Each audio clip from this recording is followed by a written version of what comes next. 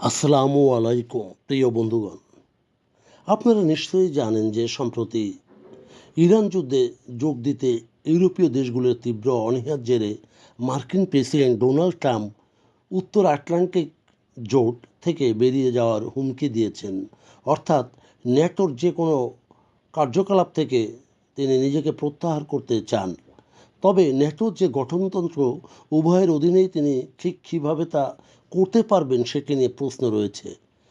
Donald ট্রাম্পের সর্বশেষ মৌখিক আক্রমণ, যেখানে তিনি ন্যাটোকে কাগুজে বাঘ বলে অভিহিত করেছেন, বিশেষ করে হরমুজ প্রণালীর অচল অবস্থা দূরকল্পে ন্যাটো সাড়া না দেওয়ায় কথাটি এসেছে। তেহরান কার্যকরভাবে প্রণালীটি অবরুদ্ধ করে রেখেছে। দ্য টেলিগ্রাফকে এক সাক্ষাৎকারে তিনি বলেন, আমি বলবো এটি পুনর্বিবেচনার ঊর্ধ্বে। আমি ন্যাটোর দ্বারা কখনো প্রভাবিত হইনি। আমি সবসময় জানতাম যে তারা একটি কাগুজে ভাগ, এবং তা পুতিনও জানেন।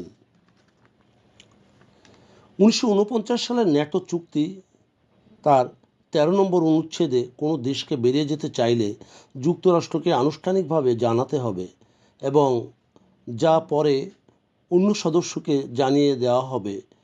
এরপর 1 বছর পর দেশটি আনুষ্ঠানিকভাবে প্রত্যাহার করে নেবে। ইউরোপ ও কানাডীয়দের জন্য তাদের আভ্যন্তরীণ আইন ও প্রক্রিয়া বেশ সহজ, কিন্তু আমেরিকা কিভাবে ন্যাটোতে করতে পারে? ন্যাটোর অধীন মার্কিন যুক্তরাষ্ট্র জোটের যে সদস্য বা আমানতকারী উভয় ভূমিকা পালন করে থাকে, অর্থাৎ এটি চুক্তির পাঠ্যগুলো পরিচালনা করে এবং যোগদান ও প্রত্যাহারের বিজ্ঞপ্তিগুলি সামলায়।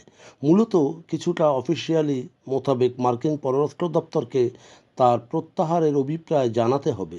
তাত্ত্বিকভাবে যুক্তরাষ্ট্র সদস্য না হয়েও ন্যাটোর আমানতকারী হিসেবে থাকতে পারে। মার্কিন প্রেসিডেন্ট তিনি যে নিজেকে প্রত্যাহার করবেন ন্যাটো থেকে, সেখানে মার্কিন আইন কি বলে? আভ্যন্তরীণভাবে যুক্তরাষ্ট্রের জন্য ন্যাটো জোট ত্যাগ করা সহজ নয়।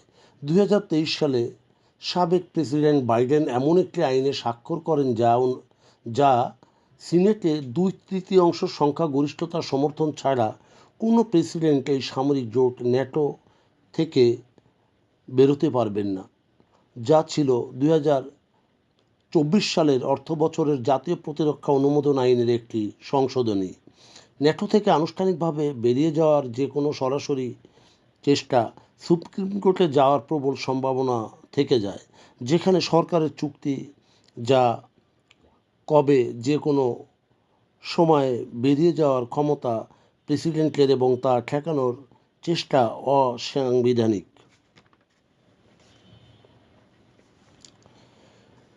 বিশেষজ্ঞরা অবশ্য সতর্ক করেছেন যে বিশেষ করে যুক্তরাষ্ট্রের বিপুল সম্পদ থাকা সত্ত্বেও ন্যাটো জোটকে এভাবে অন্তঃসারশূন্য করে দেওয়া হলে তা জোটটির কার্যপদ্ধতি মৌলিকভাবে ক্ষতিগ্রস্ত করতে পারে।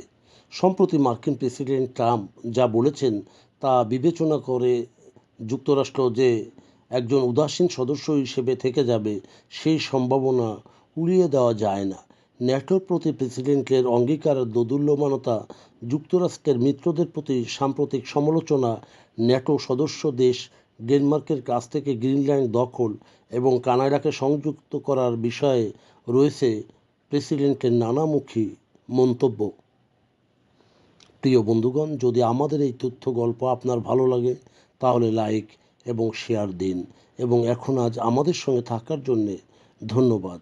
আমাদের ফলো দিন এবং সাবস্ক্রাইব করুন।